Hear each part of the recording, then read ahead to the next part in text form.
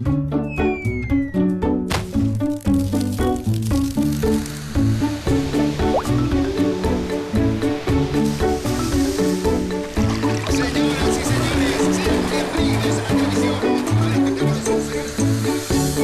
la Caja, un programa de entrevistas que genera un lugar de encuentro, un espacio para el análisis y la reflexión.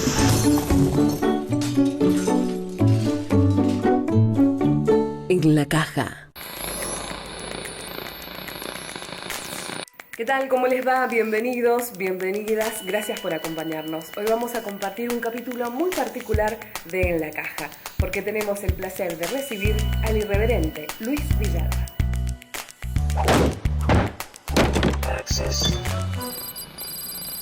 Luis Villalba, escritor, activista del arte, argentino. Poeta, escritor, dramaturgo, guionista de cine, libretista y director de varias fiestas de vendimia, Luis Villalba tiene un largo camino recorrido en las letras y la cultura local. Nacido en 1940, comenzó su carrera de escritor desde el placer por la lectura. Desde que aprendí a leer, los libros formaron parte de mi vida, supo decir. En su niñez, los pequeños grandes libros y cuentos como El Rey Cuervo y Los Tres Pelos del Diablo fueron cruciales para desembocar en Verne, Salgari y las historietas. La revista Hora Cero, que editaba Oesterheld, lo fascinó con las grandes historias de hombres comunes y sobre todo con El Eternauta, una de las narraciones más logradas y originales que se han escrito en la Argentina. Ya en la adolescencia, y estimulado por su padre, se volvió un fanático de la novela policial, a la que llegó de la mano de Borges y Bioy Casares. La ciencia ficción hizo que se interesara en la astronomía, la física y las ciencias en general, y su tío Alfredo, comunista de la primera hora, le hizo descubrir a los escritores norteamericanos de la generación maldita, Sinclair Lewis, John Dos Passos y John Steinbeck. El Villalba de estos días es escritor, poeta, artista del cine, referente de la cultura, padre, abuelo, un hombre intenso, completo, que sigue enérgicamente su búsqueda. Hoy se mete en la caja Luis Villalba. Luis Alfredo Villalba, bienvenido. Muchísimas gracias. Bueno, realmente es un honor, un placer enorme, un gustazo, como se dice entre los amigos y las amigas, tenerte aquí en nuestro estudio. Bueno. Y qué mejor que pedirle a un hombre que se vincula con las palabras mejor que casi ninguno, digamos, pedirle que se defina. ¿Quién es Luis Villalba? Soy un cuentero, un versero, y me paso todo el tiempo haciéndome las películas. Es una definición. Es una buena definición, sí. O, dicho de otra manera, me gusta jugar. ¿Sos un niño? Para mí el arte es juego. Es juego. Cuando uno cree que el arte es algo serio, ya pierde sentido. Leía por ahí que te definías de alguna manera, o rescatabas eso, como un activista del arte, ¿no? A ver, los seres humanos somos mortales y eso es insoportable. No podemos. Entonces hemos inventado barreras ontológicas para defendernos de la muerte. Inevitable. Entonces inventamos la religión, la ciencia, la filosofía, el arte. Bueno, de esas barreras ontológicas, a mí la que me hace encontrarle sentido a lo que no tiene sentido es el arte. Es por eso que yo diría que quisiera que esa idea, partiendo de que el arte es una cosa muy compleja, pero que esa idea del arte prendiera más como la cosa más necesaria que necesita. Pienso que la religión es una hipótesis innecesaria, es una fantasía más. La ciencia cambia todo el tiempo, aunque sin duda es muy valiosa. Pero lo que hoy es ciencia, la verdad científica, mañana es un relato fantástico. Y con la filosofía, bueno, se ha ido desarmando la idea de filosofía. El arte queda. Y el arte tiene una particularidad, que si bien se nutre de su tiempo y espacio, lo lleva más allá. Es decir, el Quijote vale cuando se escribió y vale ahora. Sí. Las teorías ptolomeicas no. Las religiones nunca valen. Ni valieron, ni valen, ni valdrán. Pero aunque, bueno, la mayoría de la gente, en fin, toma caminos que no las hacen, no sé si decir felices, pero por lo menos no las hacen sentirse con un poco más de sentido. Y el juego del arte, sí. Entonces, militante del arte. La palabra militante no me gusta, obviamente por la palabra militar. Yo prefiero definirme como un amateur del arte, es decir, un amador. Yo soy un amante, me gusta amar en todas las formas posibles. Y en ese sentido, yo jamás me llamaría un profesional del arte, sino un amador del arte. Yo soy un amante. Y voy cambiando, soy polígamo, digamos.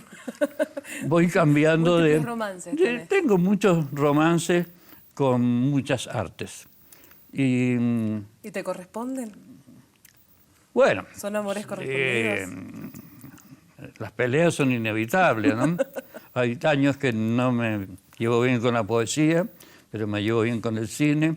En fin, por eso es bueno ser polígamo, porque siempre tener un arte a mano para disfrutarlo y amarlo. Bien. Te llamas Luis Alfredo, quizás como también ese tío que te introdujo de alguna manera en la literatura norteamericana. ¿Qué recuerdos tenés vos de tu infancia o de tus inicios? Yo era muy lector. Y lo que más me gustaba era el policial negro. El policial negro. Una colección que crearon Borges y Bioy Casares, claro. El Séptimo Círculo. Bueno, y ahí leía a Dashiell Hammett, a Blake, en fin. Y eso fue por mis influencias familiares. En mi casa todos leían. Claro. Y sobre todo dos tíos, uno que era escritor y poeta, otro que era guionista de cine, y me hicieron leer de todo. Y realmente la lectura me parece algo extraordinario. Cuando empecé a leer, tenía que ir al colegio y todas esas barbaridades.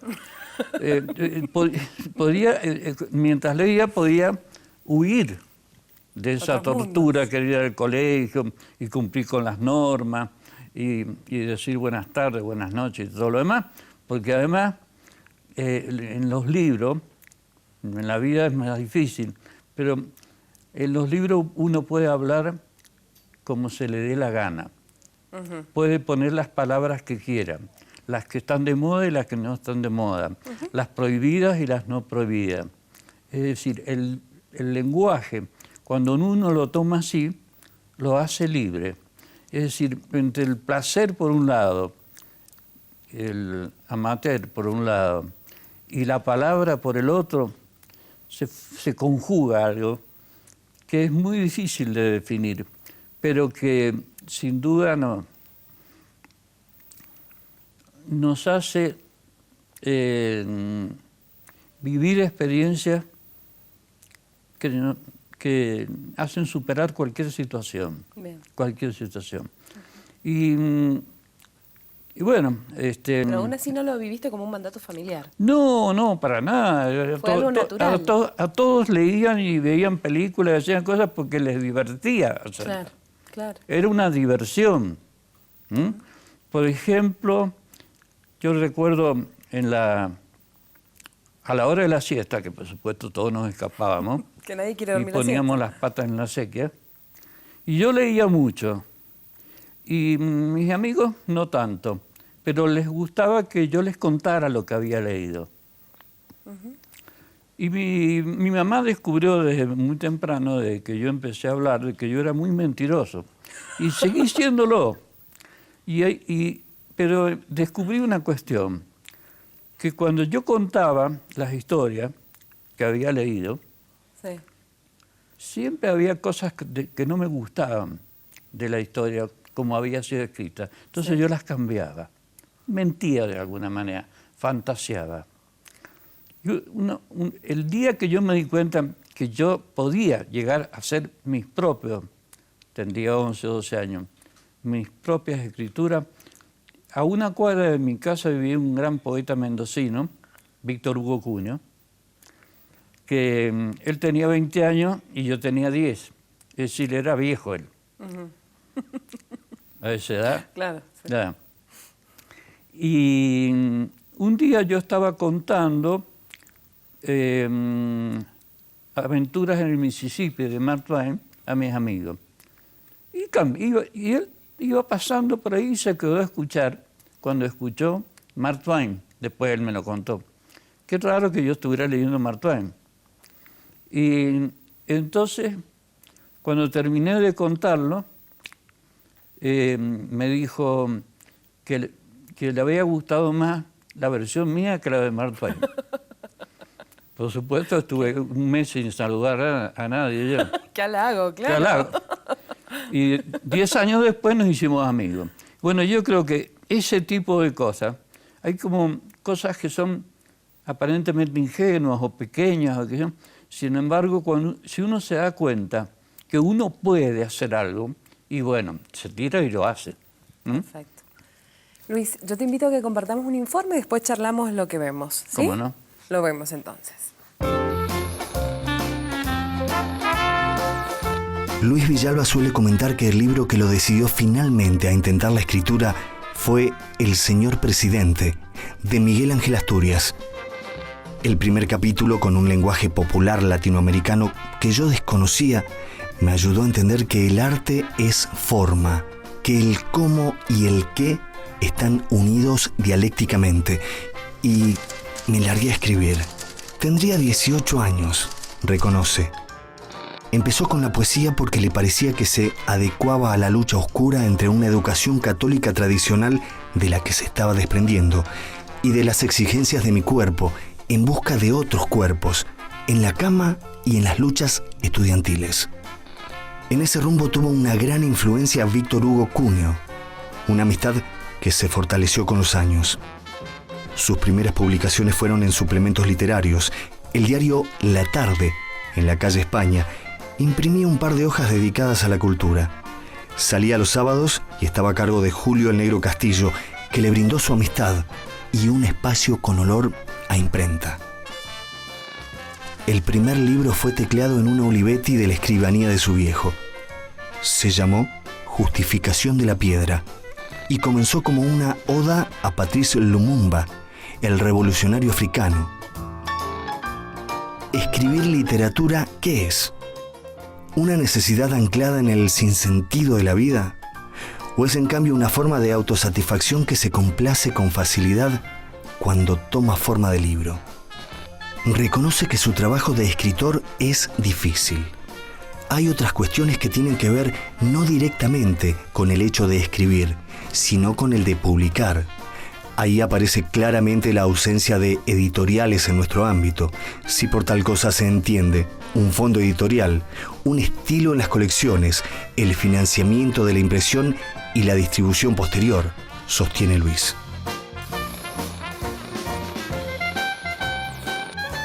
¿Cuáles son las dificultades del ser escritor o digamos con las actividades con las que más mal te llevas, si se quiere? Los otros escritores, por supuesto. Sobre ¿Ese es todo el problema? si son afiliados a la SADE. ¿Por qué? Porque parece que hay una tradición. Las maestras cuando se jubilan se reciben de escritora y se afilian a la SADE y escriben un librito espantoso en general. Y los escritores son gente muy... Yo trato de escaparle a los escritores, ¿no? Porque son gente muy... son muy pagadas de sí mismos, porque además tienen unas grandes inseguridades. Grandes inseguridades. Entonces se disfrazan de soberbios y son insoportables. Hay excepciones. Es decir, pero de todas maneras, en el ámbito de cuando yo empecé a escribir, las personas con las cuales yo me relacioné no eran escritores. Por ejemplo, el Negro Castillo. El Negro Castillo. Con el Negro Castillo, con el Negro Ávalo, con otros amigos, y nos íbamos a los cabarets. Íbamos a los cabarets y ahí la pasábamos muy bien. Volvíamos, no sé, a las 6, 7 de la mañana, y siempre alguno se quedaba en alguna sequía por ahí. Algún pintor, no voy a nombrarlo, en fin. Y después apareciera la mujer a buscarlo y nosotros teníamos que salir más o menos donde habría quedado y lo encontrábamos. Eso, es decir, lo que suele llamarse la bohemia, ¿no? Pero hay mucho... Mendoza, como es muy careta, Mendoza en general lo es, para los mendocinos la cultura es un florero. Es decir, si vos tenés en tu casa un florero, bueno, está bien, es lindo, pero si no lo tenés no pasa nada. Para los mendocinos es lo mismo.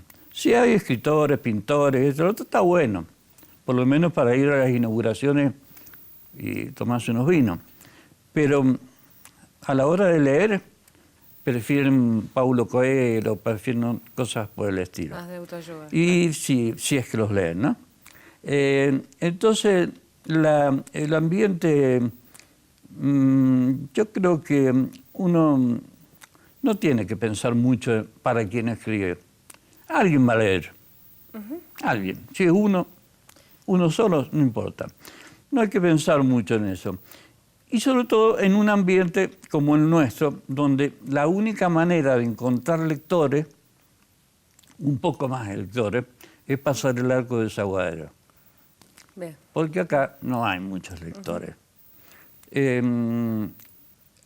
Ya ni me acuerdo de dónde estábamos. A propósito de esto último que señalas, ¿no podemos hacer una comparación también con la actividad del periodista? Digo, que muchas personas que les interesa escribir, no sé si ser escritores, pero sí escribir, por ahí se vuelcan a la práctica periodística como para tener un canal de expresión.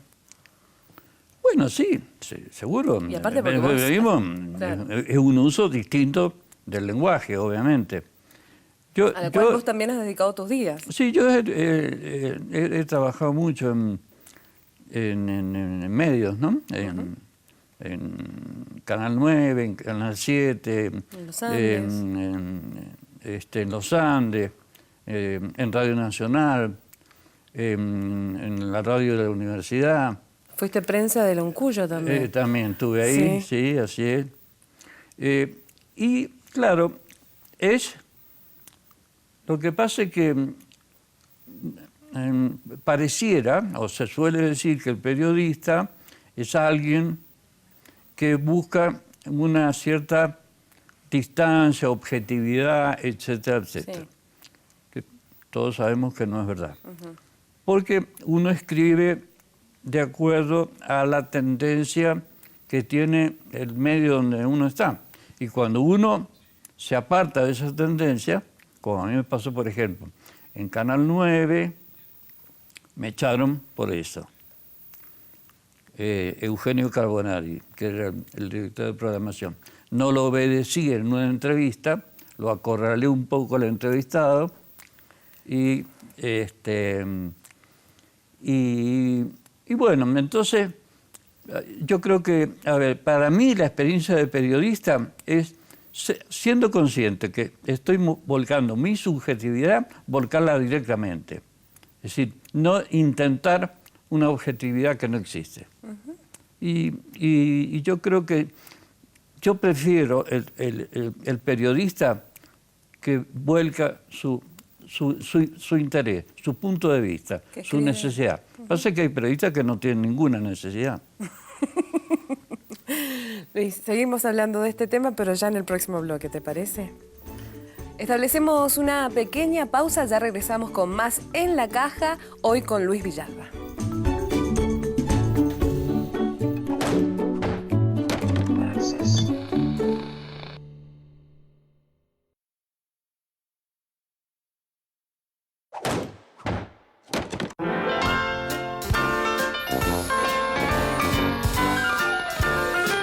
Cuando a Luis Villalba se le pide que compare la década del 50 con los tiempos que corren en materia cultural, emanan de su boca numerosas y reflexivas palabras. Mendoza siempre fue de derecha, aún en el ámbito de los que se llamaban liberales. La vida cotidiana era férreamente controlada desde los distintos ámbitos de poder patriarcal: la familia, la escuela, la iglesia. Los años 60 marcaron un cambio en el mundo, y también en Mendoza. Y la acción oficial en materia cultural, como siempre, como antes, como ahora. No había ni hay una política coherente. Todo depende de las habilidades y debilidades de los funcionarios de turno. Mendoza cree que la cultura es como un florero.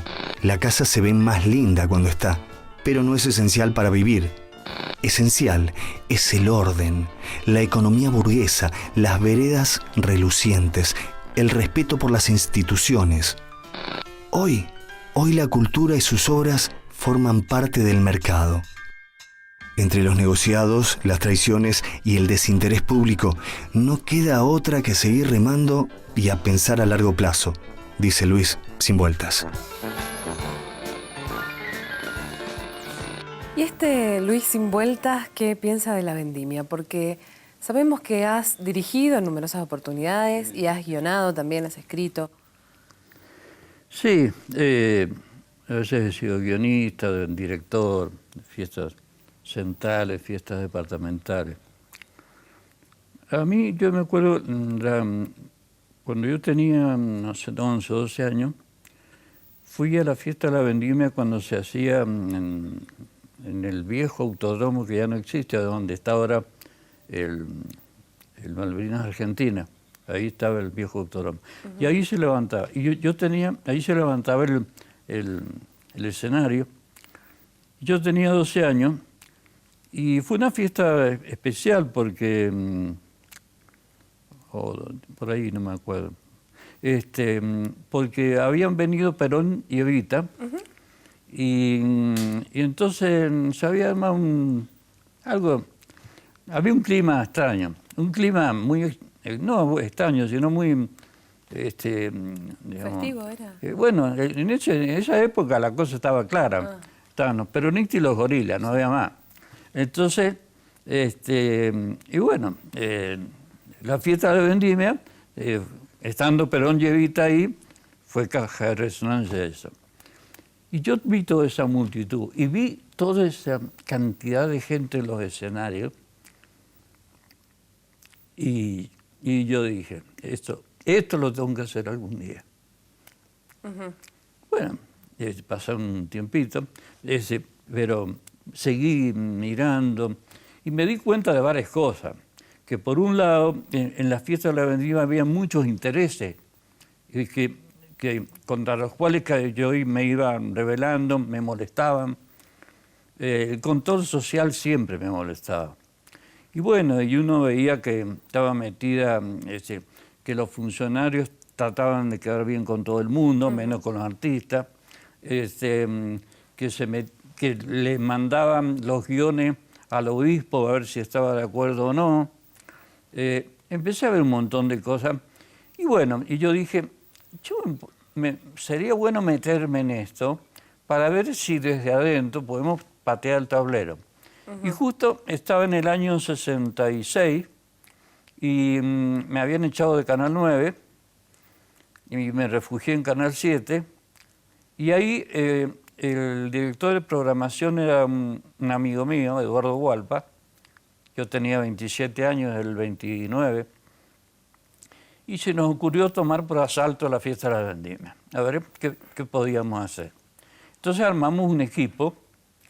El viejo del equipo era Tito Francia, que tenía 41 años. Bueno, estaba Tito Francia, Jesús Veravena, estábamos...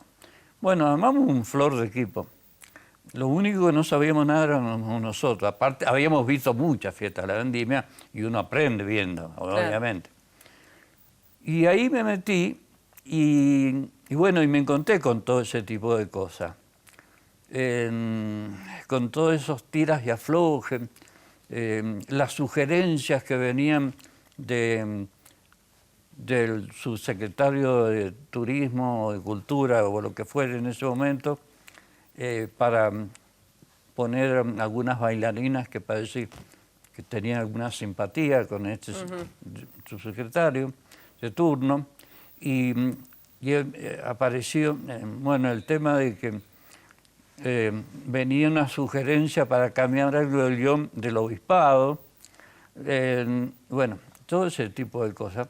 Bueno, nos presentamos, rompimos con todo. Es más, Tito Francia compuso la música y presentamos las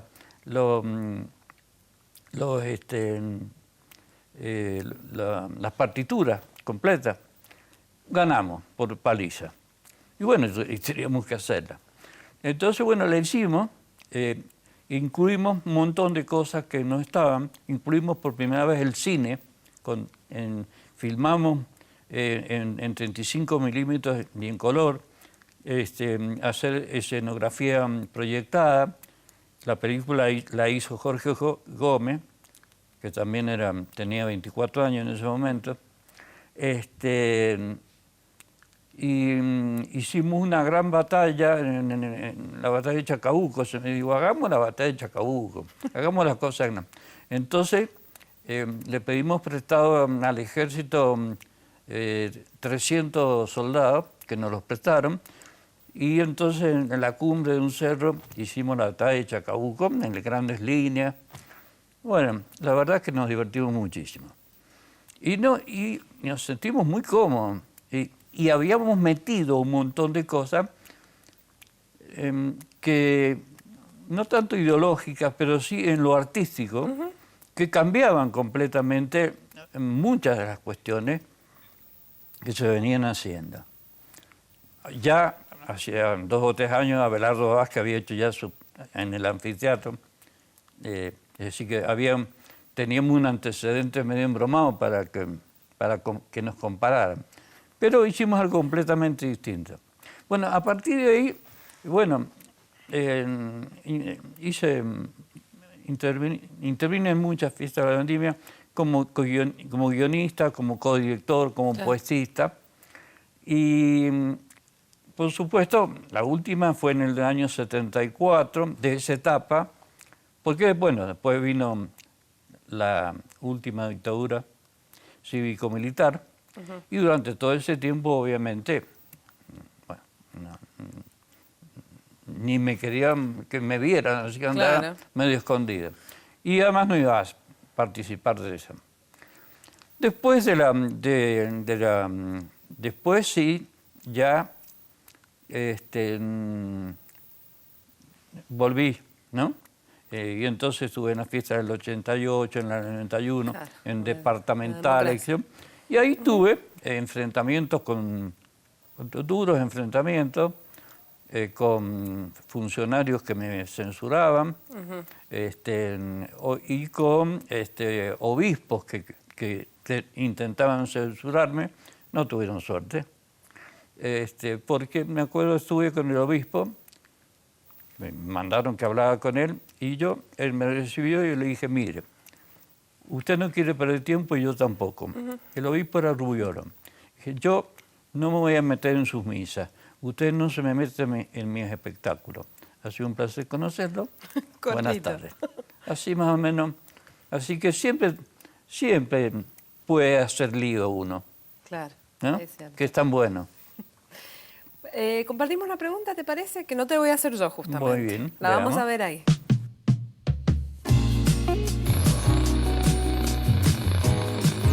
Hola Luis, ¿cómo estamos? Acá los muchachos me invitaron, por si no me veías hace mucho, a que te haga una preguntita. Se me ocurre preguntarte un montón de cosas, pero me intriga mucho saber si vos tenés algún parámetro, alguna medida como para decir, al ver un film, un audiovisual diría, si tenés algún parámetro como para decir pongámosle esta escena, para ser más concreto, esta escena está lograda, si lo vivís más a carnal, digamos, más a vivencial, o simplemente lo racionalizás y decís, por estas razones me parece que esto me cierra, que esta película me gusta. Asimismo me gustaría saber si tenés alguna escena como para compartir con nosotros y decir por qué te cerró esta escena. Eso por un lado, y después recordarte, porque más que una pregunta es un recuerdo,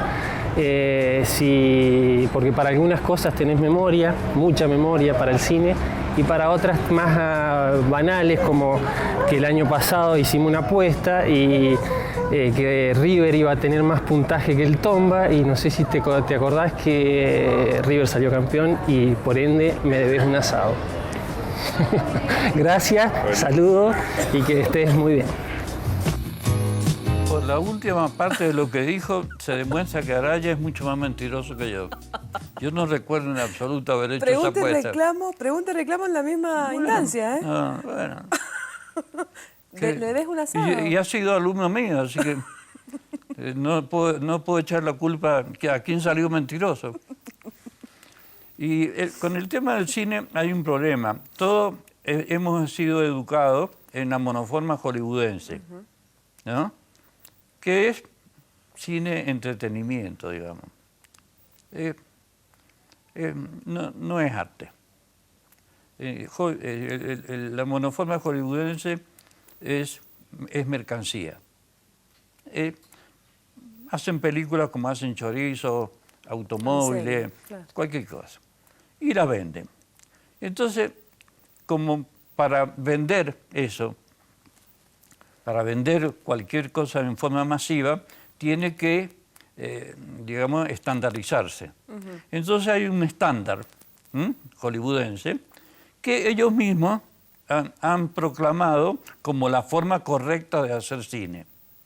Y hay mucha gente en el mundo que aceptó esa forma correcta de hacer cine. Es decir, como los 10 mandamientos de Hollywood o algo así. Por supuesto, todo eso es mentira.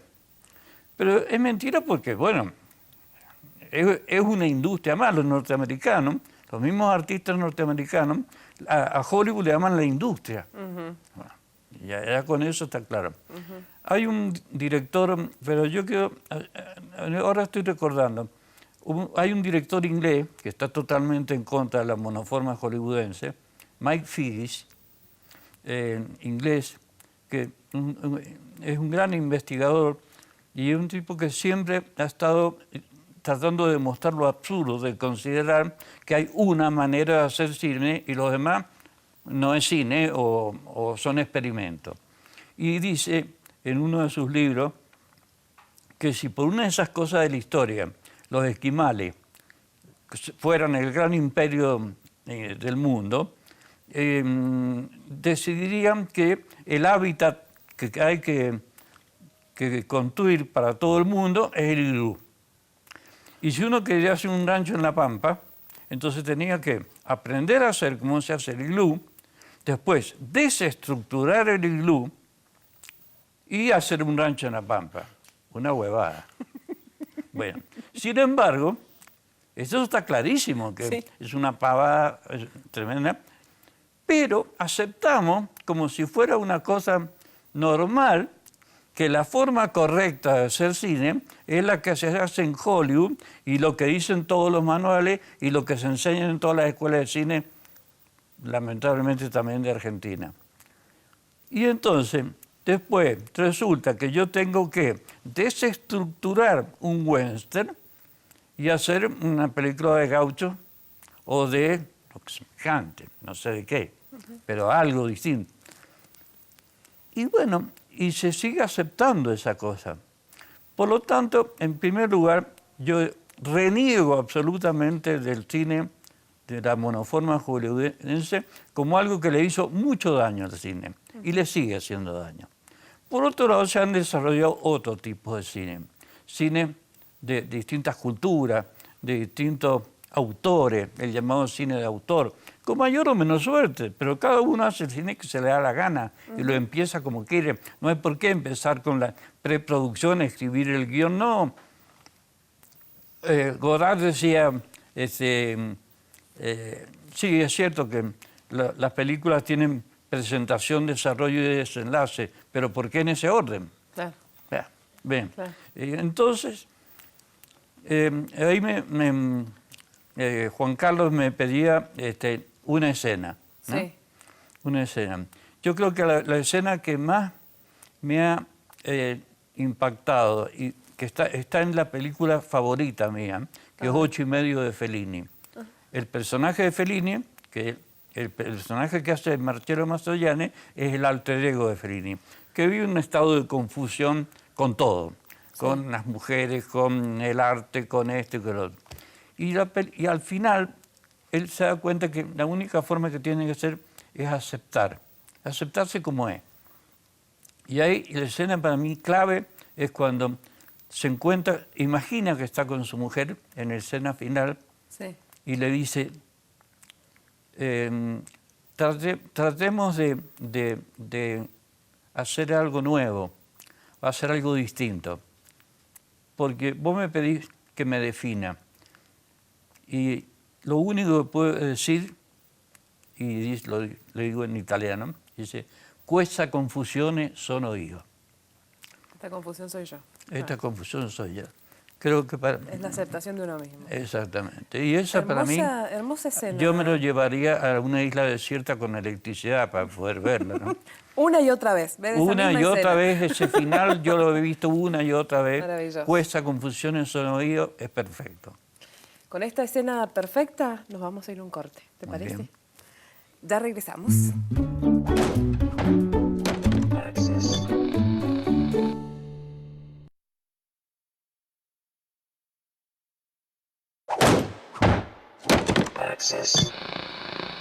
Arrancamos este tercer y último bloque, lamentablemente, de En la Caja, porque los tiempos son así, se acaban, ¿no? Así es. Por suerte. Por suerte se acaban. Sí. Nosotros, si bien sabemos que sos un ferviente admirador de Godard, te queremos compartir un pequeño videíto de Luis Buñuel, porque tiene que ver, quizás, con la información que vos das frente a las aulas, con esta mirada, con esta ruptura sobre la mirada del cine. Perro andaluz. Mirá, miremos.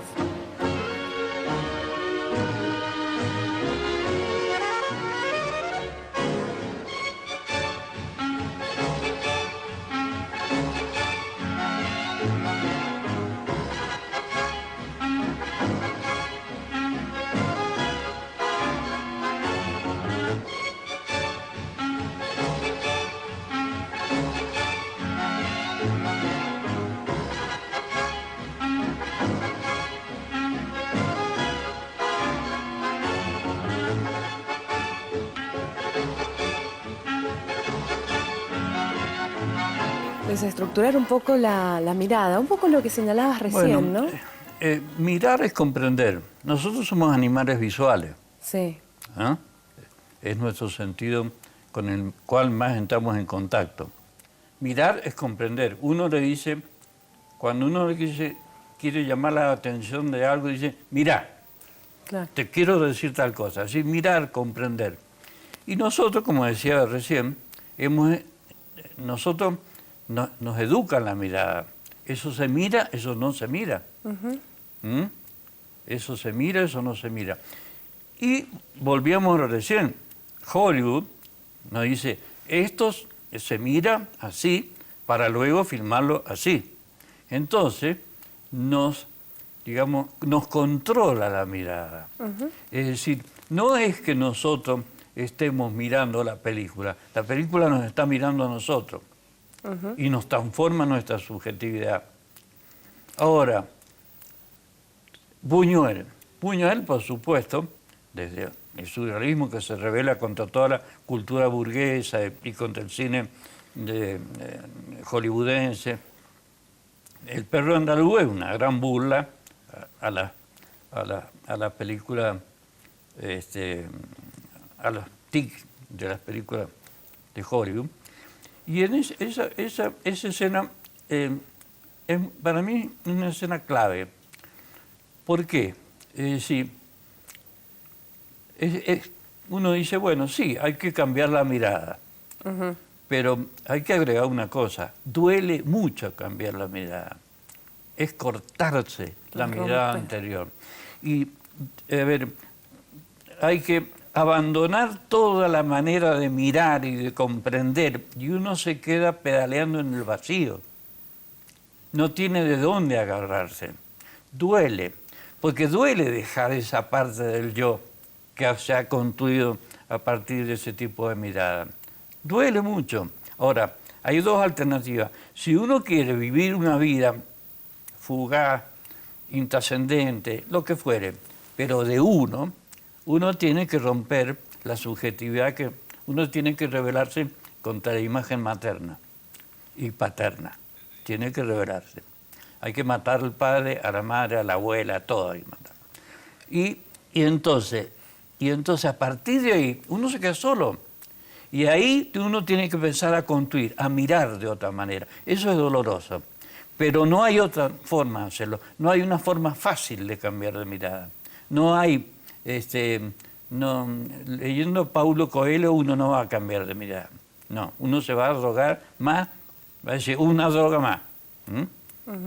Yo diría que la monoforma hollywoodense, la literatura esta de autoayuda, son drogas, son todas clases de drogas.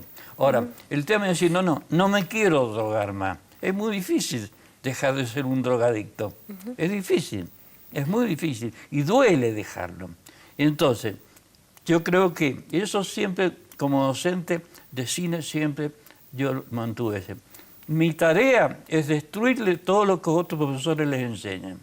Todos los otros profesores les enseñan, responden a una mirada que no les hace crecer a ustedes. Que no es propia, claro. Tienen que construir su propia mirada. Porque es la única forma de hacer otro cine.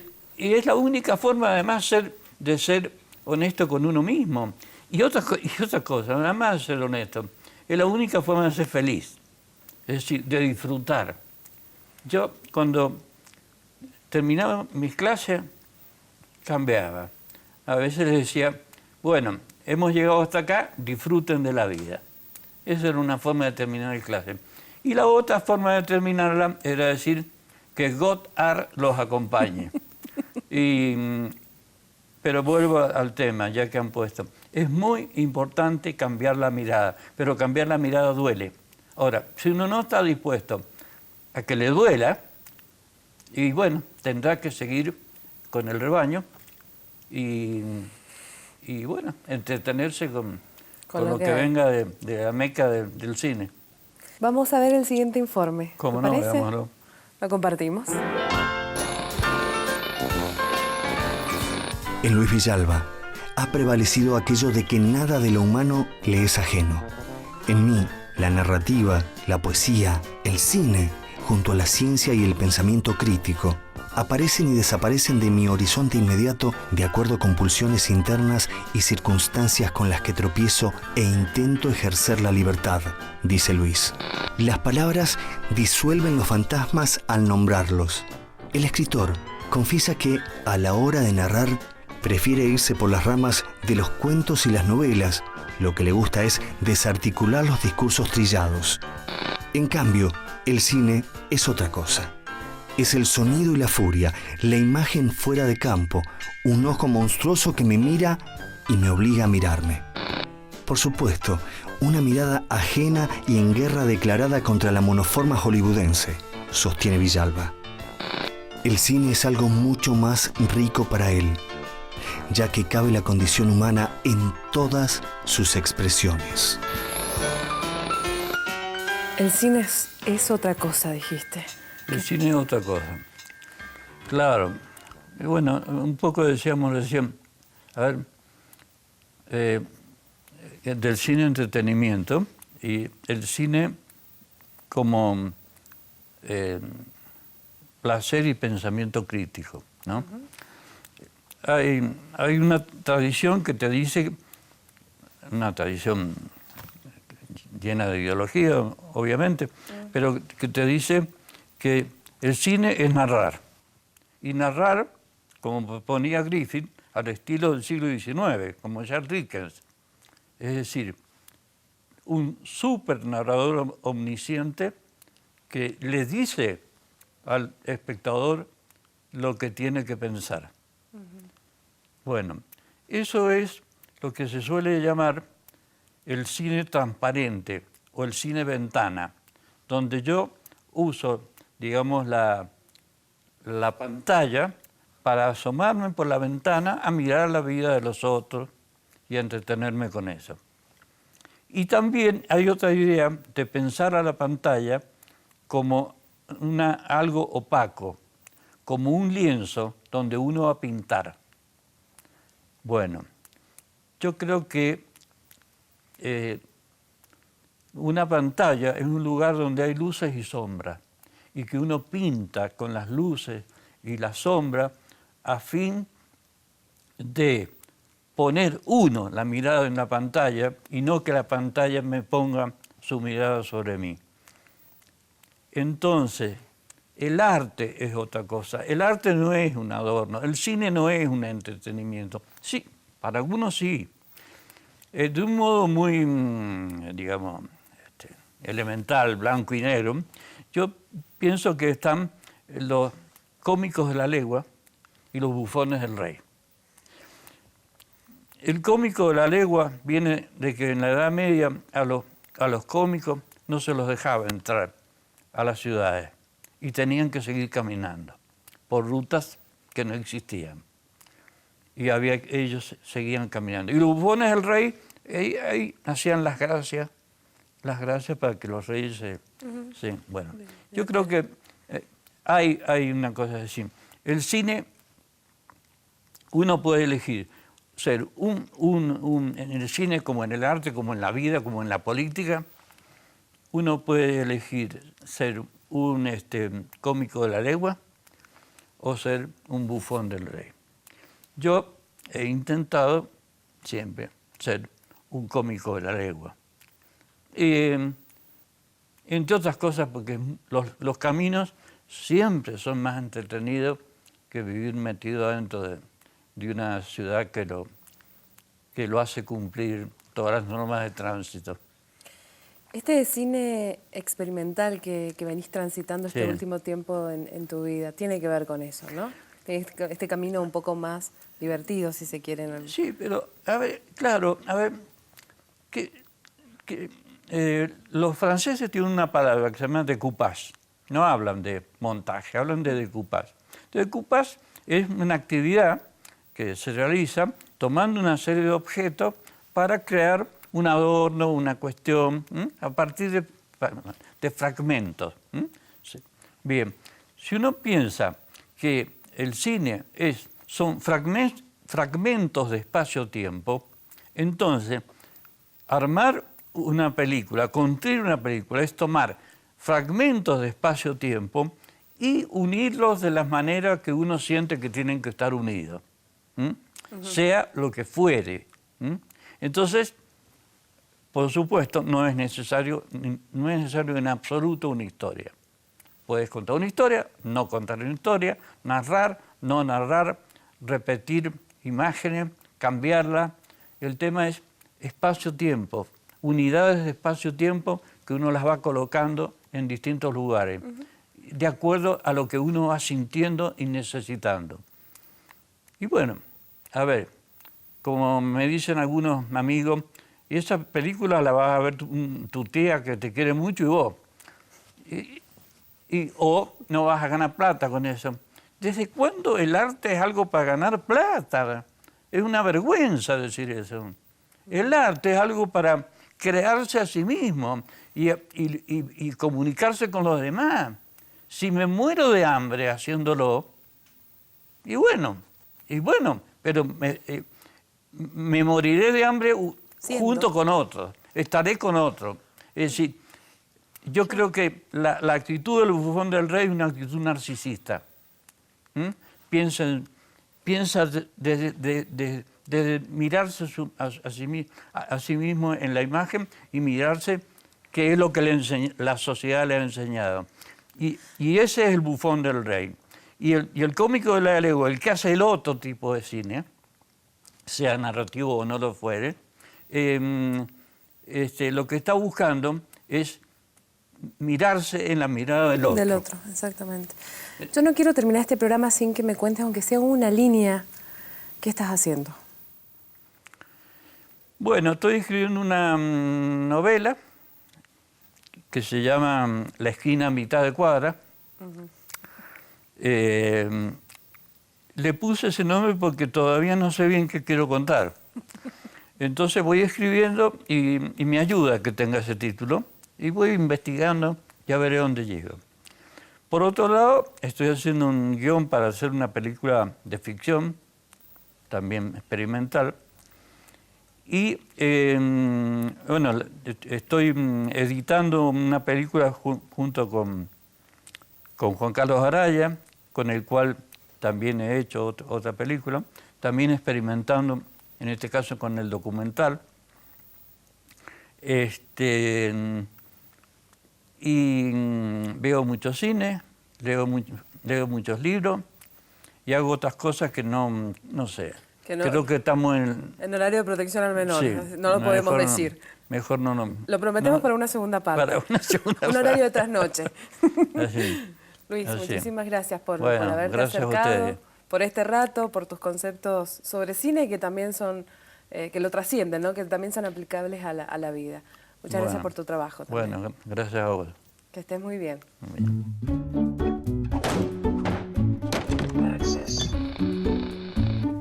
Punto final para este programa de En la Caja, hoy con la presencia de Luis Alfredo Villalba.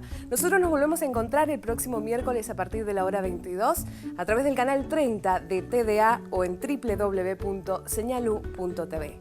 Chao, hasta el próximo miércoles.